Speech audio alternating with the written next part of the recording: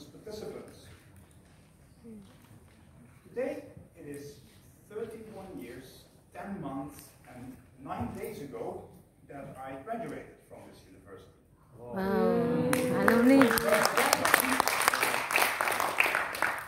I would never have guessed that one day I would come to this roster in the aula of my alma mater to address a conference like this one.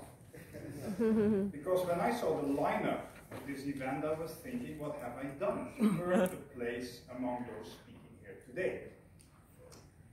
Indeed, it is true that I have had the audacity to write 2 books about Islam in Indonesia. But in spite of that, I do not consider myself an authority on the subject of Indonesia or even Indonesian Islam as such. And that is also the reason why I resist being called an Indonesianist, let alone that I would dare to self-identify as one. My knowledge of things Indonesian are too narrow and too specific for that, but they form part of more wider-ranging interests in Islam and in the Muslim world. I see myself more as a scholar of Islam who deals with the modern history of ideas in the Muslim world at large, so without being confined to a particular geographical area. And I think that has been true ever since I completed my education here in Arabic and Middle Eastern Studies with what was then still called a doctoral scriptie on the theory and practices of the Islamic law of treaties. This was at a time when the political use of religion in the Muslim world became increasingly discernible. In the 1980s, proponents of Islamist agendas were still called or referred to as Islamic fundamentalists, and the phenomenon was described as an Islamic resurgence. On closer inspection, however, it would be more accurate to speak of a greater salience of political Islam, because contrary to what observers and political actors thought to be the case, religion had never been really away from the public sphere. Now, while it is indeed true that after attaining independence, post-colonial regimes in many Muslim countries experimented with secular political ideologies, it must also be realized that the 1950s and 1960s were also the decades in which Pakistan was proclaimed officially an Islamic Republic. That was in 1956. So more than 2 decades before the Islamic Revolution in Iran. It was also the period when Sayyid Qutb, one of the chief ideologues of Egypt's Muslim Brotherhood, wrote books that continue to be influential to this day. And in Indonesia too. The main Islamic political party, Mashui, gained its best electoral success in 1955. While outside of the official structures of the Republic, an organization like Darul Islam had violently campaigned for an Islamic state until 1962. Also, in the 1980s, the notion of jihad seemed to get more traction among Muslims, and the misnomer holy war began to gain currency outside the world of Islam too. And it was this development that made me ask the question at the time, if Muslims had indeed coined a jihad doctrine, there must also be another side, a theory of peaceful coexistence. And this gave me the idea to dedicate my master thesis to the Islamic law of treaties and investigate how notions like sulh, hudna, and ahd were theorized and put into practice. Questions of how theories travel or ideas circulate have also informed my later PhD studies at SOAS, in which I examined contemporary Muslim intellectuals in their role as scholars of religion. And my interest in the circulation of ideas extends to both the intellectual traffic between Muslims and non-Muslims and within the Muslim world itself. So this then appears to be the red thread running through my scholarly work. And I will try and apply that template also in this lecture, and do this to help set the tone for this conference in which the notion of wasatiyya is going to be explored under its various aspects. As been noted before, of course, but it doesn't hurt to repeat it again, the root meaning of wasatiyya can be traced to the Quranic notion of ummatan wasatan, the unity of the middle mentioned in verse 143 of the second chapter of the Quran, Surah Al-Baqarah.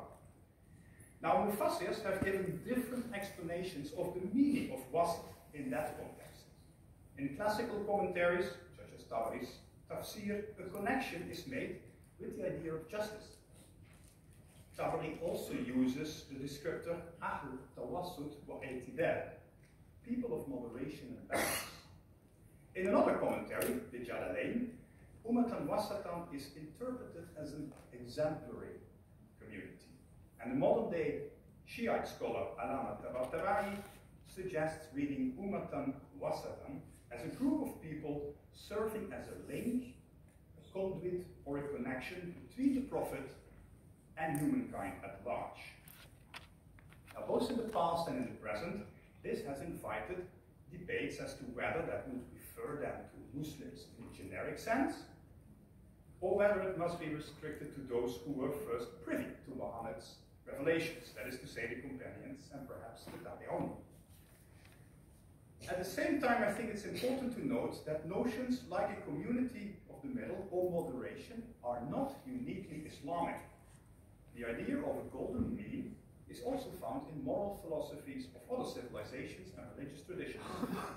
Think of the Nicomachean ethics of Aristotle, or the mild asceticism preached by the Buddha, and the even more pragmatic ethics of Confucius. Most modern Muslim writings on the subject of wasatiyya continue to link the development to the Quranic notion of ummatan, wasatan, or tawassut, moderation. But I think that the Arabic nisbatful wasatiyya is a relatively recent phenomenon, a neologism even. I also think that in contemporary Islamic thinking it has become an unstable notion. What do I mean by that? It appears that wasatiyya has come to mean different things to different Muslims, turning it conceptually into a bit of a strange beast. Even the quickest survey of its use will show that it is employed by a wide variety of Muslims whose respective outlooks have very little in common with each other. For example, Raymond Baker's book, Islam Without Fear, about what he calls the new Islamists emerging in Egypt in the 1990s, there Baker traces the notion of wasatiyya to a manifesto called A Contemporary Islamic Vision. It was published in 1991 and widely discussed at the 1992 Cairo Book Fair. But the ideas it contains had already been formulated more than a decade earlier. It was a condensation of the ideas of jurists like Kamal Abdel-Mek, Selim al-Awwa, and Tariq Bishri, but also of religious scholars like Muhammad al-Ghazali and Yusuf al-Qaradawi. The Wasatiyya Manifesto provided also theological foundations for the Al-Wasat Party, with which the Muslim Brotherhood took part in 1996 elections. To my mind, Wasatiyya can also be read as a continuation of the rethinking, or perhaps re-engineering is a more appropriate term in this context, within the Muslim Brotherhood. We often call also the Ikhwan al-Muhandisin. A reassessment of its strategy was already set in motion by its former supreme guide, Hassan al-Hudaybi, and this reorientation took place in the wake of the persecution of the Muslim Brotherhood during the Nasr years, which had led to mass imprisonments and executions, including that of the ideologue Sayyid Qutb.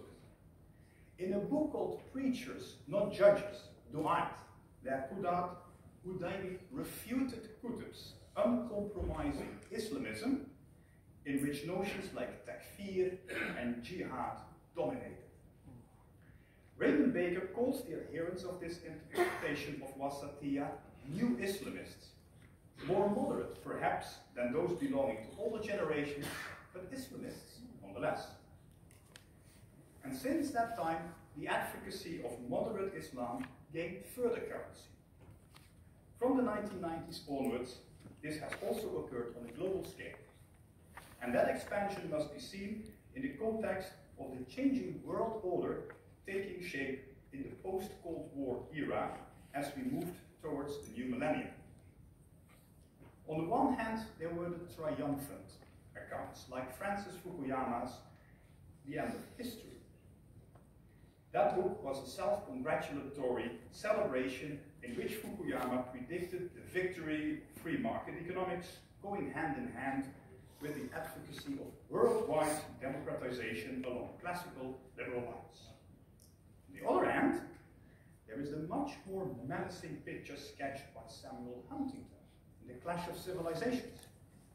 He singled out the Muslim world as being located on the most dangerous fault lines, threatening the stability and security of a world that is no longer bipolar.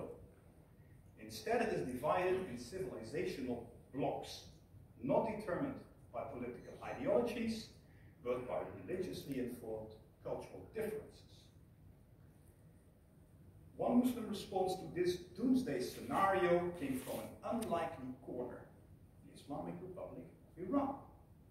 In 1999, the reform-minded president, Khatami, used his address to the General Assembly of the United Nations to plead for a dialogue rather than a clash of civilizations, advocating moderation in order to play down differences. And then 9/11, followed by further atrocities in Istanbul and Madrid, Bali and Jakarta, London, Brussels, the list goes on. So the shift from a clash to a dialogue of civilizations gets another reset. This time in the form of a joint Spanish-Turkish initiative of then Prime Ministers Zapatero and Erdogan for an alliance of civilizations. Replacing both clash and dialogue, the term alliance retains militaristic overtones. And it is symptomatic of a discourse that has dominated since the early 2000s. It is no exaggeration, I think, to speak of a securitization of both political writings and the academic study of Islam and Muslims. And this then forms the background against which to situate the attempts to explore alternative ways for a continuing role of Islam in public life and for Muslims to get involved as engaged citizens and community members. One remarkable alternative found across the Muslim world is the emergence of Muslim political parties that put less emphasis on the religious aspects of their programs. Instead, they opt for highlighting the generic value of justice, of adl.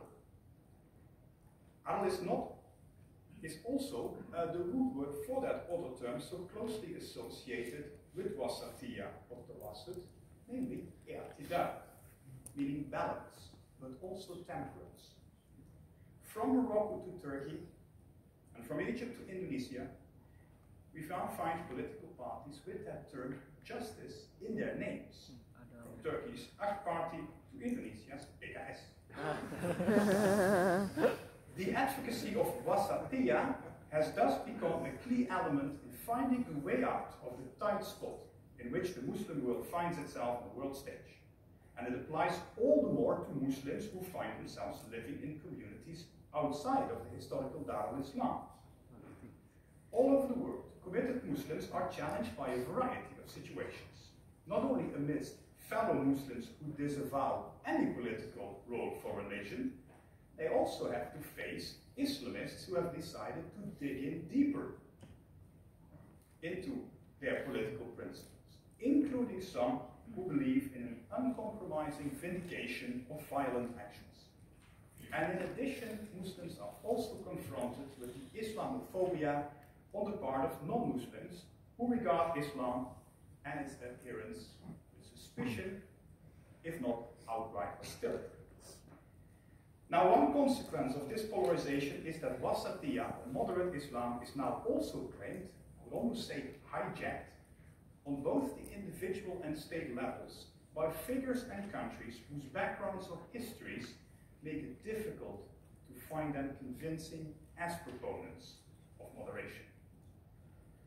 It is laudable that in the twilight of his career, a figure such as Yusuf Qaradawi engages with the notion of citizenship, of muwatana, and shows a more open attitude towards religious plurality, acknowledging the rights of non-Muslims, qua-citizens in major Muslim countries. But it seems to me that this is rooted in a relatively late realization of the importance of reciprocity when it comes to the rights of Muslims living in a minority situation. It is Qaradawi's experience as the chair of the European Council of Fatwa and Research and its role in the formulation of fiqh aqliyat muslima, or Muslim minority fiqh, that acted as an eye-opener. Another instance are the attempts of Saudi Arabia to advocate wasatiyya. This can be traced back to the establishment of the King Abdullah bin Abdulaziz International Center for Interreligious Intercultural Dialogue in 2012.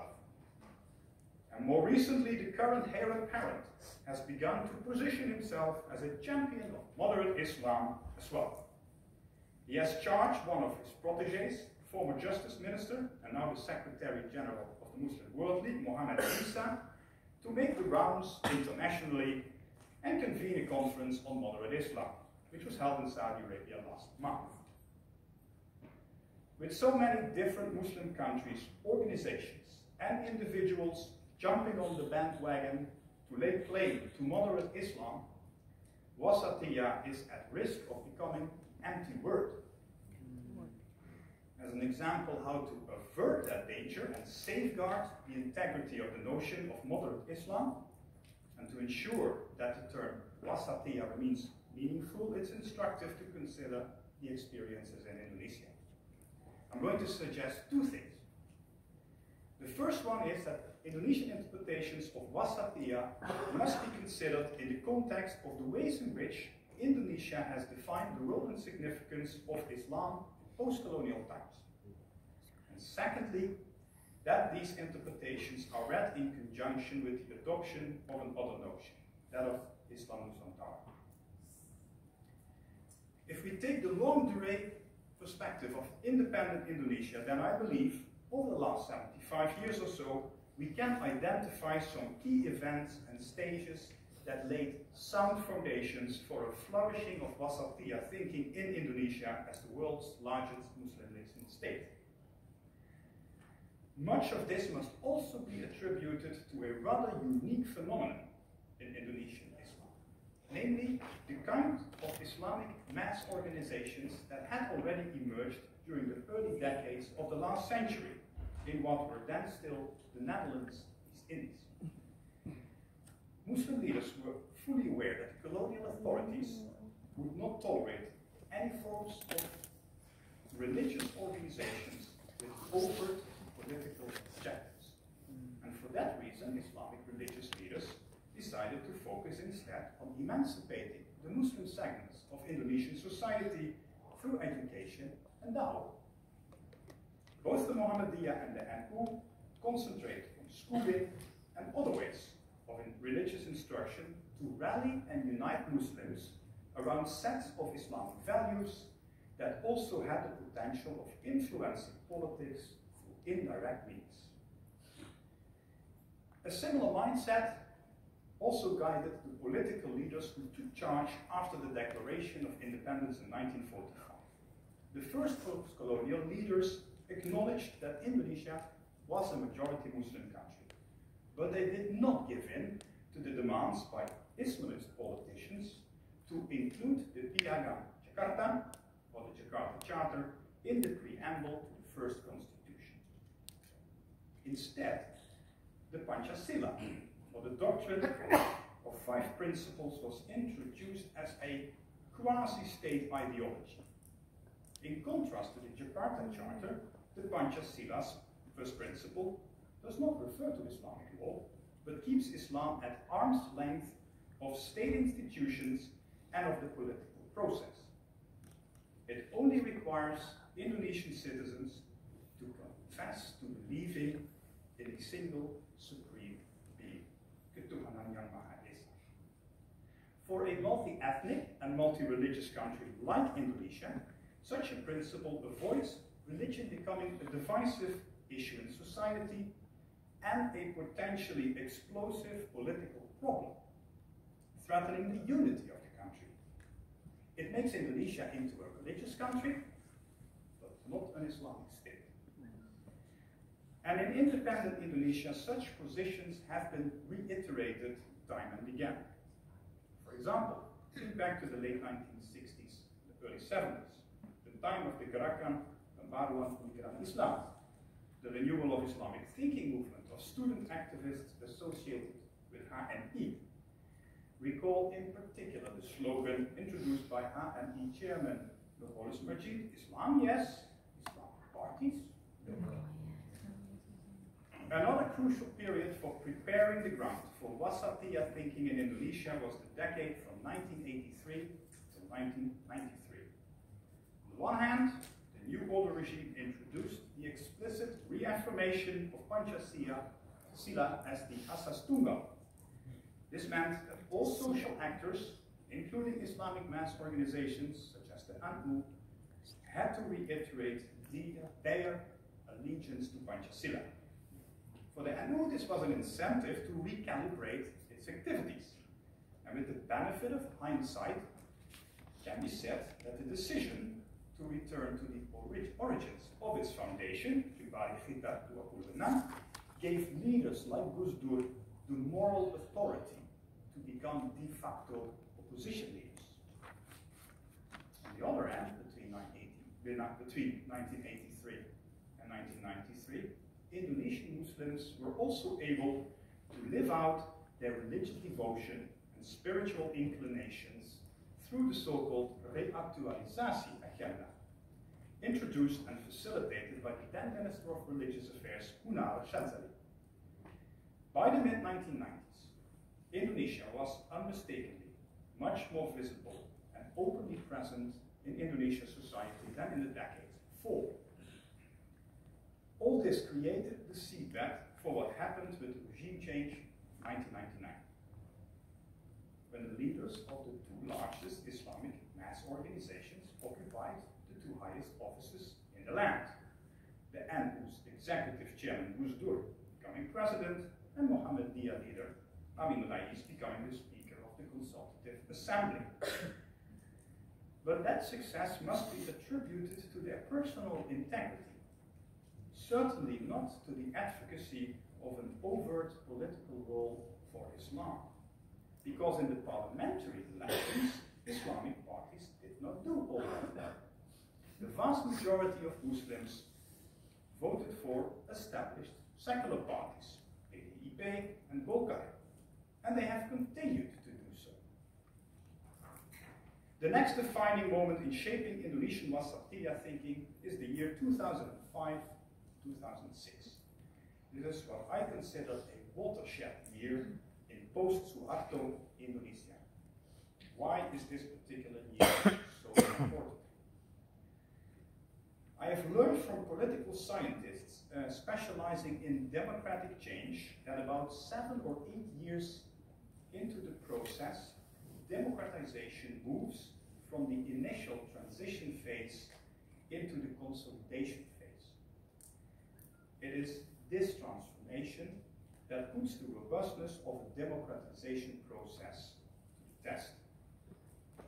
One important indicator of the resilience of a democratic system is namely its ability and its confidence to give room to voices that do not share the values underlying that system. And that is why after regime change, room was given to political parties with Islamist agendas. Even vigilante organizations like Laskar Jihad and FPI were tolerated. But in 2005, the challenge came from a different corner. The Indonesian Council of Religious Scholars, or MUI, a body that was already established under the new order and which holds quasi-official status. In the summer of 2005, Mui issued a series of fatwas that were reason for real concern. In one fatwa, Mui took a negative stance towards collective prayers in the context of interfaith encounters. In another one, Mui effectively forbid Ahmadis to worship and give voice to their beliefs. That was fatwa number 7. That put some of the most important achievements of the regime change and of Reformatie in jeopardy. Concepts like secularism, pluralism, and liberalism were considered un-Islamic. Such a position flies in the face of the values underlying the Panchasila doctrine. It is also at odds with universal human rights standards, including the freedom of belief, conviction, and expression. Opponents of the positions taken by Mui in these fatwas responded a year later with the so-called Maklumat Indonesiaan. It was a statement inspired by Panchasila principles, affirming the notions of plurality, freedom, and toleration as Indonesian values. It heralded a polarization between what I do not hesitate to call reactionary and progressive Muslims, pitching vigilante organizations such as the FPI against Muslim intellectuals from both NU and Muhammadiyah backgrounds who want to uphold universal human rights standards and liberal political values. A central role in these debates is played by young NU cadres promoting an interpretation of Islam they called Islamic post-traditionalism, abbreviated to the Indonesian acronym POSTRA. The ideas of POSTRA have an interesting intellectual pedigree. They are very much inspired by the thought of the Moroccan philosopher Muhammad Abd al-Jabri. When his writings were first translated into Indonesian, they were published in a booklet with the title Post-Traditionalisme Islam. The translator of these texts was one of these young NU cadres, Ahmed Basso, and he has explained how he was introduced to Ajami's ideas by Kamsa'i Siraj. The counter-narrative that opposes the Mui fatwas has also been formulated by human rights activists associated with the Wahid Institute, in particular Ahmed Su'edi and Rumadi, who incidentally also has written one of the most detailed studies of Islamic post-traditionalism. Rumadi explains that there need to be no contradiction between, on the one hand, modern liberal values, religious plurality and toleration, and on the other hand, the traditional of Islam of the NU, with its commitment to Shafi'i fiqh, Ash'ari theology, and the moderate Sufism of Al-Ghazali.